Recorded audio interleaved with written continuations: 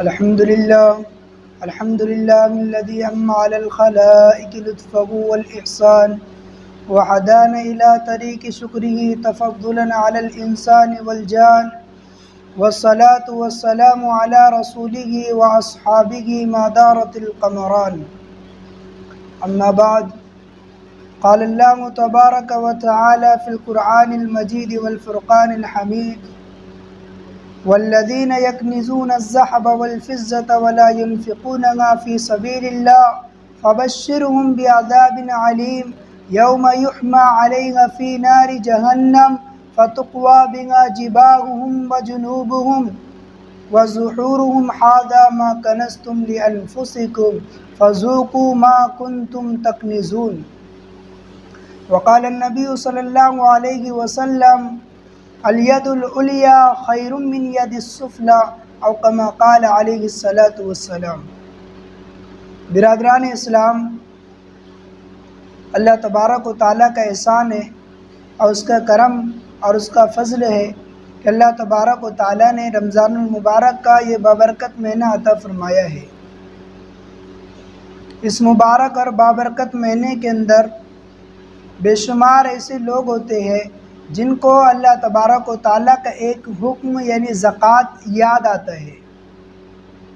اور اس کی دوسری وجہ یہ بھی ہے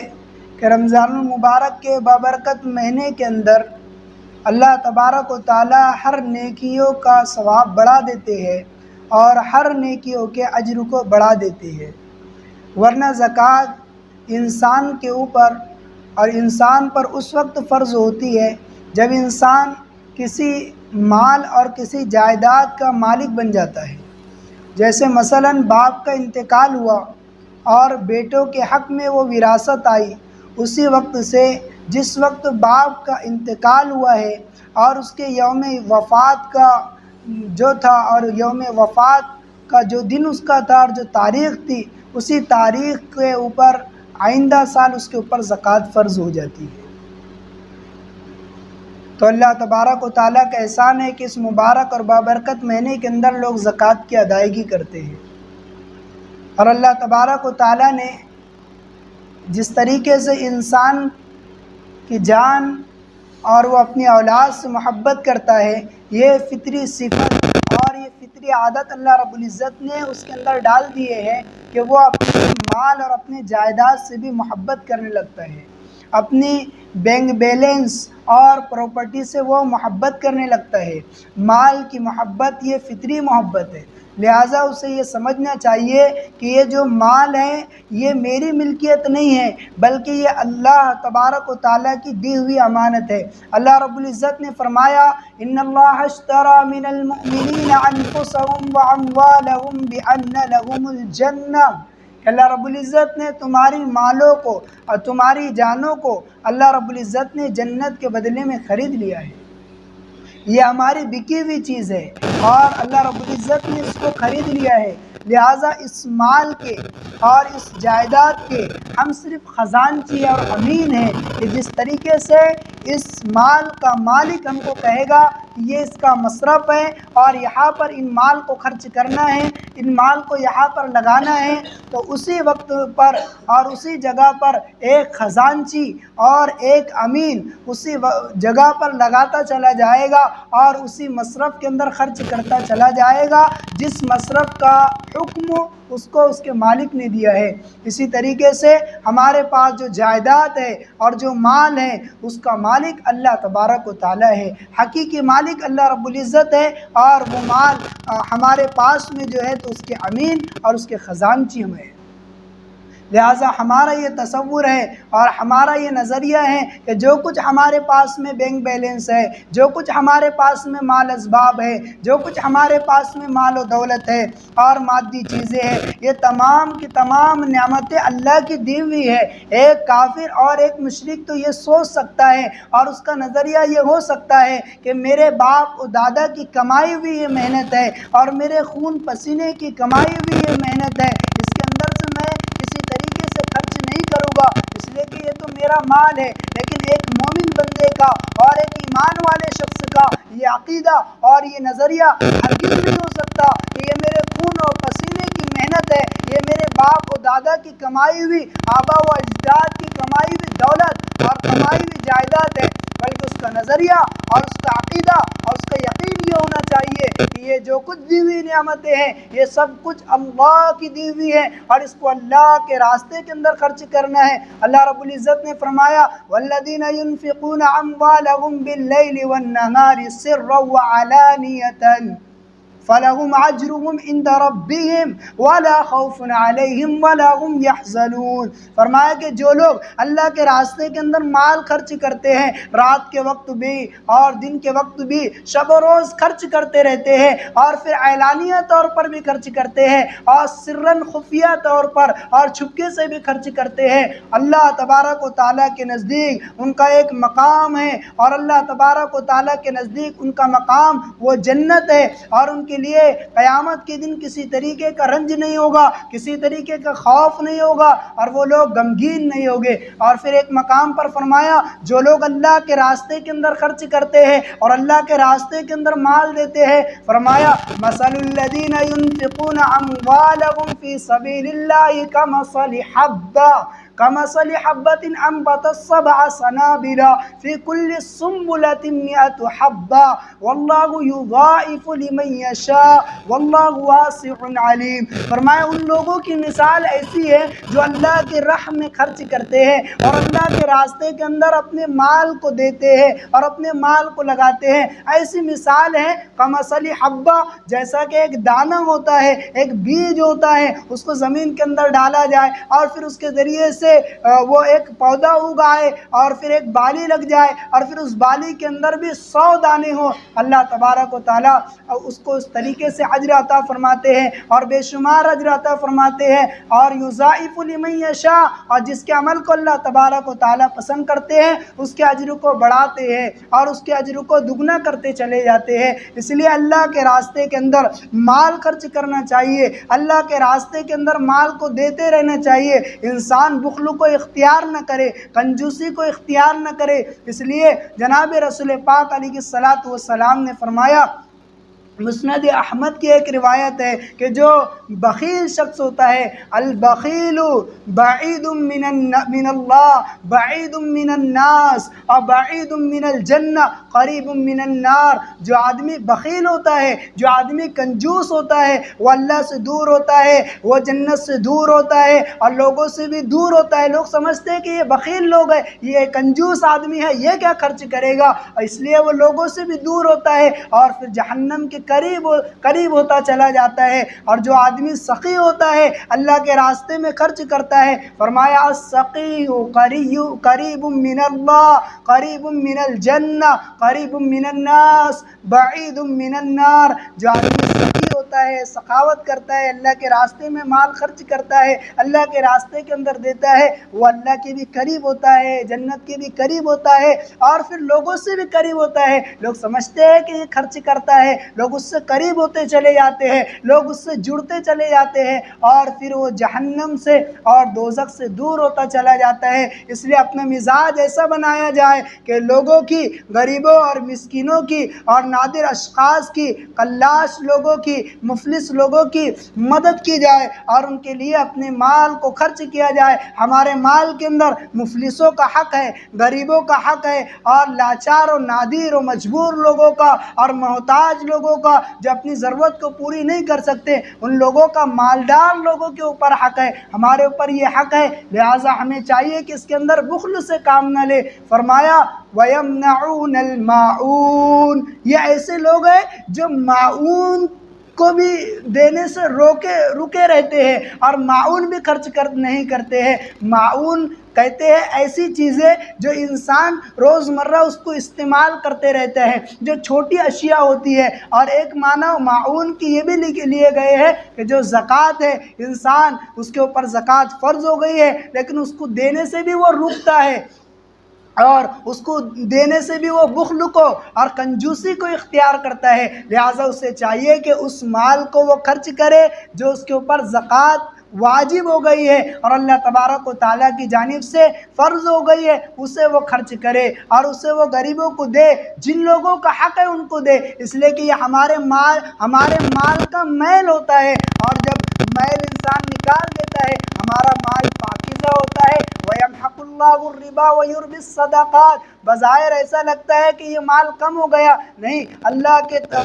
تبارک و تعالیٰ کے نزدیک اور ہمارے نامہ اعمال کے اندر یہ اجر لکھا جاتا ہے اور یہ اجر بڑھتا چلا جاتا ہے. بظاہر ہم کو ایسا لگتا ہے کہ یہ مال کم ہو گیا ہے اور پھر اس سے لوگوں کی ضرورتیں پوری ہوتی ہے اور لوگ اپنی ضرورتوں کو پورا کرتے ہیں. اور کتنا سا مال ہوتا ہے، الماعون، چھوٹی سی رقم ہوتی ہے، تھوڑی سی رقم ہوتی ہے. ہمارے مال کے اندر سے 2.5% اور 2.5% حصہ ہوتا ہے جو ہم کو نکالنا ہوتا ہے. اور زکوٰۃ کے معنی ہی خود پاکیزہ کے ہے کہ اللہ تبارک و تعالیٰ نے جو زکوٰۃ فرض کی ہے، اس زکوٰۃ کو نکالنے کے بعد آدمی کا جو مال ہے اور جو اس کا جائیداد ہے، وہ ساری جائیداد اور مال، بینک بیلنس، وہ ساری چیزیں پاکیزہ ہو جاتی ہے اور پورا مال اس کا پاک ہو جاتا ہے. پھر وہ پاکیزہ غذا کو کھاتا ہے. لہٰذا اس کے اندر بخل نہ کرے، کنجوسی نہ کرے. جن لوگوں کا حق ہے ان لوگوں کو گھر تک کے پہنچائے، ان لوگوں کو گھر تک کے جا کر دے. اس لیے کہ اللہ تبارک و تعالیٰ نے فرمایا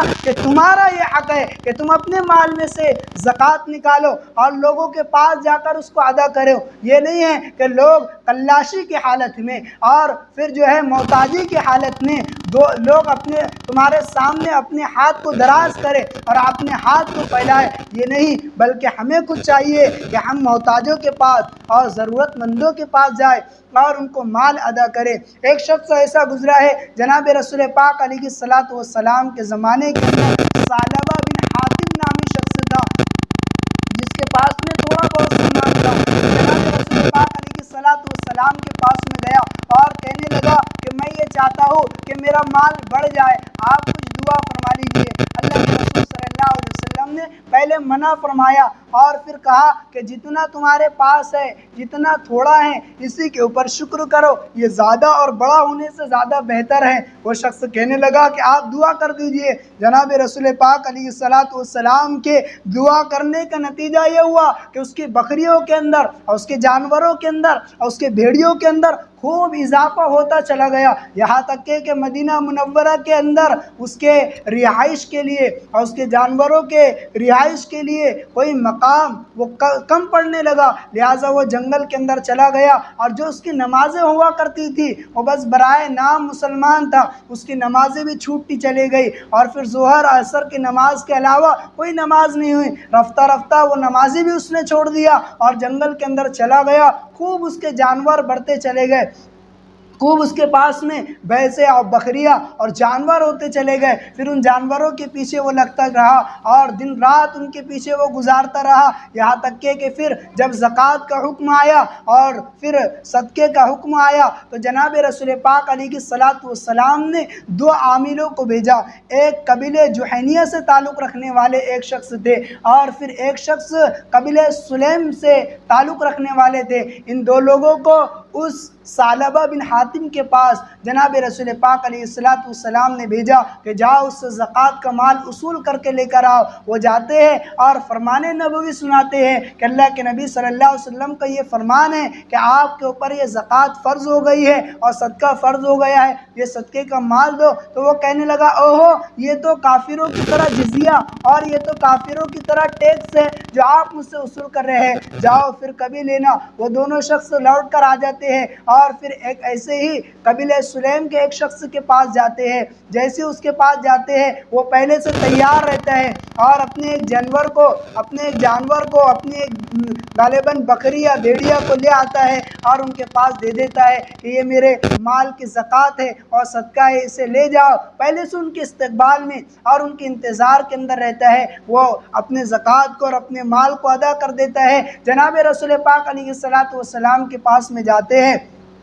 اور وہ دیا جاتا ہے تو اللہ کے رسول صلی اللہ علیہ وسلم اس سلیمی شخص کے متعلق خوب دعائیں کرتے ہیں اور پھر وہ جو ثعلبہ بن حاتم نامی شخص تھا اس کے لیے وعید آتی ہے کہ ایسے بہت سارے اشخاص ہیں جو اللہ تبارک و تعالیٰ سے عہد کرتے ہیں کہ ان کے پاس جب مال آ جائے گا تو وہ اس مال میں سے زکوٰۃ ادا کریں گے، صدقات ادا کریں گے، محتاجوں کی ضرورتوں کو پورا کریں گے، فقیروں کی ضرورتوں کو پورا کریں گے، سائلوں کی ضرورتوں کو پورا کریں گے. لیکن جب ان کے پاس مال آ جاتا ہے تو وہ اپنے عہد کو جو انہوں نے اللہ اس کے رسول سے کیا ہے وہ اس کو بھول جاتے ہیں اور پھر ان لوگوں کا اب زکوٰۃ اور ان لوگوں کی مال قبول نہ کی جائے.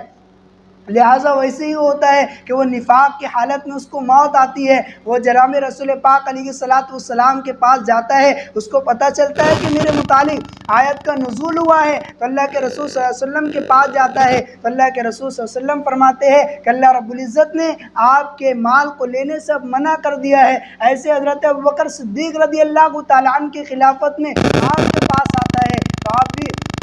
اس کو منع کر دیتے ہیں۔ پھر حضرت عمر رضی اللہ تعالیٰ عنہ کی خلافت کا زمانہ آتا ہے، ان کے زمانے میں آتا ہے اور آپ کے پاس آتا ہے تو آپ بھی منع کر دیتے ہیں۔ حضرت عثمان غنی رضی اللہ تعالیٰ عنہ کا جب زمانہ آتا ہے، آپ کی خلافت کا زمانہ آتا ہے تو آپ کے پاس وہ آتا ہے کہ یہ میرا مال لے لیجئے اور اسے اللہ کی راہ میں قربان کر دیجئے، میں نے یہ صدقے اور یہ زکوٰۃ نکالا ہے، لہٰذا اسے منع کر دیا جاتا ہے اور وہ بڑی خوشامد کرتا ہے، لیکن اس کا مال قبول نہیں کیا جاتا۔ درحال یہ کہ پھر وہ اسی حالت میں نفاق کے اوپر اس کی موت آتی ہے۔ تو یہ عبرت ناک ایک واقعہ ہے ہمارے لیے کہ ہم عبرت حاصل کریں۔ اللہ تبارک و تعالیٰ نے ہمارے پاس میں جو مال دیا ہے اس سے محتاجوں کی اور مفلس لوگوں کی ہم مدد کرے۔ جناب رسول پاک علیہ الصلاۃ والسلام نے فرمایا یہ مال اس لیے ہے کہ تؤخذ من اغنیائہم وترد الی فقرائہم، کہ اس مال کو اغنیا سے اور مالداروں سے لینا ہے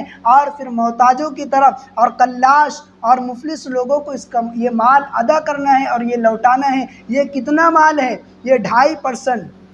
اور 2.5% اور 2.5% اپنے پورے مال کے اندر سے جو صاحب نصاب ہے اور جس کے اوپر 1 سال پورا گزر چکا ہے، یعنی حولان حول 1 سال پورا اس کے مال کے اوپر گزر چکا ہے اور وہ مسلمان ہو، عاقل ہو، بالغ ہو، تو اس کے لیے زکوٰۃ اس کے اوپر فرض ہے۔ جو اس کے پاس میں وہ صاحب نصاب اتنا ہو کہ اس کے پاس میں 7.5 تولہ سونا ہونا چاہیے اور 52.5 تولہ چاندی، یا اس کی مقدار میں اس کے پاس مال و دولت ہے یا جائیداد ہے، تو پھر وہ اس کو ادا کرے اور اس کے اندر سے 2.5%۔ آج کے زمانے گرام اور تول کا جو زمانہ چل رہا ہے، اس گرام کے زمانے کے حساب سے معلوم کر لے کہ کتنے پیسے اس کے بنتے ہیں، اس میں سے 2.5% اور 2.5% حصہ نکال لے اور اسے اللہ کے راستے کے اندر قربان کر دے۔ پھر اچھا اس کو کہاں دینا ہے؟ اللہ تبارک و تعالیٰ نے اس کا بھی حکم فرمایا انما الصدقات للفقراء والمساکین والعاملین علیہا والمعلفۃ قلوبهم وفی الرقاب والغارمین وفی سبیل اللہ وابن السبیل فریضۃ من اللہ واللہ علیم حکیم۔ یہ مال ان لوگوں کو ادا کرنا ہے، ان لوگوں کو دینا ہے۔ انما الصدقات للفقراء، پہلے وہ لوگ ہیں جو فقراء ہیں،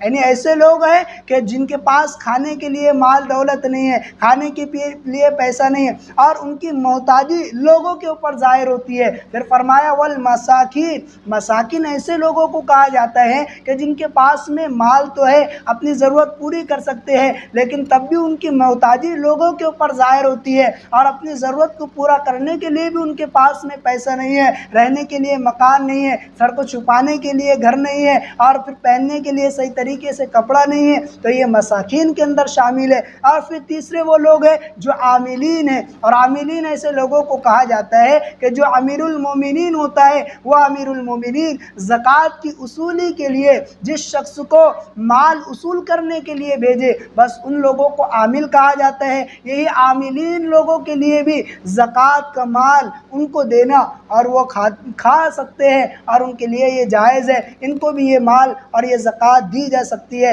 اور پھر فرمایا کہ چوتھے وہ لوگ ہیں والمعلفۃ قلوبهم، کہ جن انسان کی دل جوئی کے لیے اور انسان کی دل رکھنے کے لیے، خاص طور سے اس کے اندر مفسرین کرام فرماتے ہیں وہ لوگ آتے ہیں جو نو مسلم ہوا ہے یا پھر کمزور مسلمان ہیں، اور ان کے متعلق اس بات کا اندیشہ اور اس بات کا ڈر ہے کہ یہ ارتداد کی طرف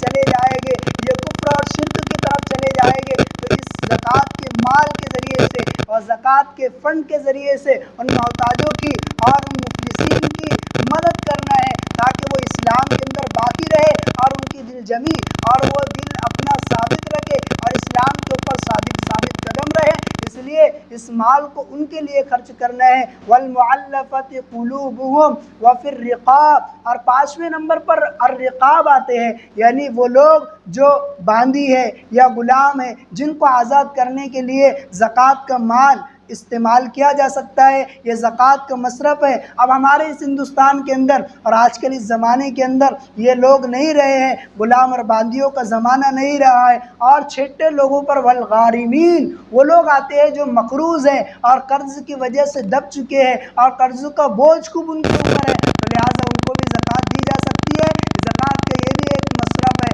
اور پھر فرمایا کہ وفی سبیل اللہ، 7ویں نمبر پر وہ لوگ آتے ہیں جو اللہ کے راستے کے اندر ہے، یعنی جو دین کی حمایت کر رہے ہیں اور دین کی مدد کر رہے ہیں اور پھر دین کی نصرت کر رہے ہیں اور اعلاء کلمۃ اللہ کا کام کر رہے ہیں۔ اس میں بے شمار تحریکیں بھی ہیں، تنظیمیں بھی ہیں، اور خاص طور پر علماء کرام فرماتے ہیں کہ اس کے اندر ہمارے اس ہندوستان کے اور دیگر ممالک کے مدارس ہے کہ ان مدارس کے اندر زکوٰۃ دینا ہے، یہ وابن السبیل ہے، اللہ کے راستے کے اندر ہے، ان کے ذریعے سے دین کی حمایت اور دین کی نصرت اور دین کی مدد ہو رہی ہے، ان کے ذریعے سے دین کا ایک بڑا کام ہو رہا ہے، اعلاء کلمۃ اللہ کا پرچم لہرایا جا رہا ہے، اور پھر اللہ تبارک و تعالیٰ کا یہ دین مضبوط ہو رہا ہے، تو پھر ان کے لیے بھی خرچ کر سکتے ہیں، یہ اس کا مصرف ہے۔ اور 8واں مصرف اور 8ویں جگہ اس زکوٰۃ کے خرچ کرنے کی وہ ہے، فرمایا کہ وابن السبیل، ایک مسافر ہے جو راستہ بھٹک گیا ہے اور پھر اس کے پاس ہو سکتا ہے کہ وہ اپنے مقام کے اوپر تھا تو خوب اس کے پاس پیسہ تھا، خوب مال و دولت تھا، لیکن اب راستہ بھٹک چکا ہے، کوئی اس کے پاس بینک بیلنس نہیں ہے، کوئی اس کے پاس روپیہ پیسہ نہیں ہے، اب یہ مسافر ہے، تو اس مسافر کو راستہ بتانے کے لیے یا پھر اس کے مقام تک پہنچنے کے لیے بھی زکوٰۃ کا مال استعمال کیا جا سکتا ہے، یہ اس کا مصرف ہے۔ لہٰذا ہمارے اوپر جو زکوٰۃ فرض ہے تو اس زکوٰۃ کو ادا کرنا چاہیے، ورنہ اس کی سزا اور اس کا عذاب ایسا ہے کہ اللہ رب العزت نے فرمایا والذین یکنزون الذھب والفضہ، کہ جو لوگ مال و دولت کو، سونا اور چاندی کو جمع کر کے رکھتے ہیں، ولا ينفقون فی سبیل اللہ، اور اللہ کے راستے کے اندر اس کو خرچ نہیں کرتے، فبشرهم بعذاب علیم، کہ ان کو دردناک عذاب کی خوشخبری سنا دیجئے، ایسا عذاب کہ یوم یحمى علیہ فی نار جہنم، کہ پھر اسی سونے اور چاندی کو جہنم کی آگ کے اندر دہکایا جائے گا، فَتُقْوَى بِهَا جِبَاهُهُمْ وَجُنُوبُهُمْ وَظُهُورُهُمْ، اور پھر اس کے ذریعے سے ان کے پیشانی کو، ان کے بازوؤں کو اور ان کی پشت اور پیٹھ کو داغا جائے گا، هَذَا مَا كَنَزْتُمْ لِأَنفُسِكُمْ فَذُوقُوا مَا كُنتُمْ تَكْنِزُونَ، اور ان کو یہ کہا جائے گا کہ اس مال کے ذریعے سے اب اپنا مزہ چکھو، یہ وہ پونجی ہے، یہ وہ مال ہے، یہ وہ سونا وہ چاندی ہے جس کو تم دنیا کے اندر جمع کر کے رکھا کرتے تھے، اور پھر سانپ کی طرح گنڈی بنا کر اور سانپ کی طرح پٹلی بنا کر اس کے اوپر تم بیٹھا کرتے تھے اور پھر اللہ کے راستے کے اندر اس کو خرچ نہیں کیا کرتے تھے۔ بخاری شریف کی ایک روایت کے اندر یہ ملتا ہے کہ یہ مال و دولت، یہ سونا اور چاندی اس شخص کے پاس آئے گے، ازدہ بن کر آئے گے، اور پھر اس کو نگل لیں گے، اپنے اندر لے لیں گے، یہی وہ سونا چاندی ہوگی جس کے ذریعے سے انسان کے جسم کو داغا جائے گا، یہ ازدہ بن کر ہمارے سامنے آئے گے۔ لہٰذا جن لوگوں کے حقوق ہے ان کو ادا کیا جائے، اور جو قرض ہے اس کو ادا کیا جائے، اور جو زکوٰۃ ہمارے اوپر ہے اس زکوٰۃ کے رقم کو بھی مفلس لوگوں کے اندر، اور یہ جو 8 مصارف میں نے بتایا اور اللہ رب العزت نے قرآن پاک کے اندر اس کا ذکر کیا ہے، ان جگہوں پر اس کو خرچ کیا جائے، یہ اس کا مصرف ہے۔ اور اس کے علاوہ اگر ہم اس کی استطاعت نہیں رکھتے ہیں، ہم صاحب نصاب نہیں ہیں، تو کم سے کم ہم جو ہے محتاجوں کی اور مفلس لوگوں کی مدد کرے، ان کا تعاون کرے، نفلی صدقات کے ذریعے سے، اور نفلی صدقات کے ذریعے سے ان کی مدد کرتے رہے، ان کی معاونت کرتے رہے، غریبوں اور مفلس لوگوں کے ذریعے سے۔ اور مولانا ابوالکلام آزاد رحمۃ اللہ علیہ خاص طور سے اس بات کے اوپر زور دیا کرتے تھے کہ کس طریقے سے زکوٰۃ کا اجتماعی نظام ہو، جب زکوٰۃ کا اجتماعی نظام انتظام ہوگا تو پھر ہمارے اس ملک کے اندر اور پھر ہمارے اس محلے اور اس صوبے کے اندر جو ایسے لوگ دکھتے ہیں جو فقیری اور درویشی کی زندگی جنہوں نے بنا لی ہے اور ہاتھ پھیلاتے رہتے ہیں اور ہر جگہ مانگتے رہتے ہیں، بعض ایسے اشخاص بھی ہوتے ہیں، بعض ایسے لوگ بھی ہوتے ہیں جن کے اوپر کئی مال کی زکوٰۃ خود وہ ادا کر سکتے ہیں، لیکن اس کے باوجود بھی وہ اپنے ہاتھ کو پھیلاتے ہیں اور مانگتے رہتے ہیں۔ جناب رسول پاک علیہ الصلاۃ والسلام نے فرمایا الید العلیٰ خیر من ید السفلیٰ، کہ اوپر والا ہاتھ، دینے والا ہاتھ، لینے والے ہاتھ سے، مانگنے والے ہاتھ سے، پھیلانے والے ہاتھ سے کہیں اور زیادہ بہتر ہے۔ اس لیے اللہ کے راستے کے اندر قربان کرنا ہے اور اپنے مال کو اور اپنے اسباب کو اللہ کے راستے کے اندر دیتے رہنا ہے۔ اللہ تبارک و تعالی ہم تمام کو عمل کی توفیق عطا فرمائے۔ وآخر دعوانا ان الحمد للہ رب العالمین۔